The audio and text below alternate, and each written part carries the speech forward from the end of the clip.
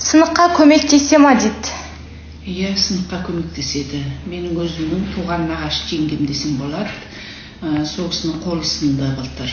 Қолы сынғаннан кейін мен бардым ол кісіге. Бір 10 күн өткеннен кейін бардым. Кебістеп қойғаннан кейін мен не пайдам бар деп бармаған тұғым. Содан барсам, қолы қисайып қалған кәдімгі, бірақ жылап еңіреп отыр.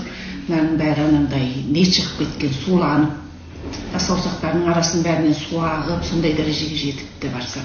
Жылап еңірейді, енді қиналып кеткен.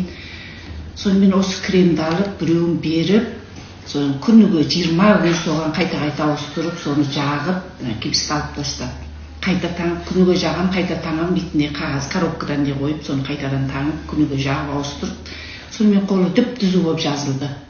Өткенде айтады, мына қолым қақсамайды, мына қолым көп қақсайды, доғдырға барсам, мына қолымда сарсу бар, мына қолым жақсы екен деп айтты дейді.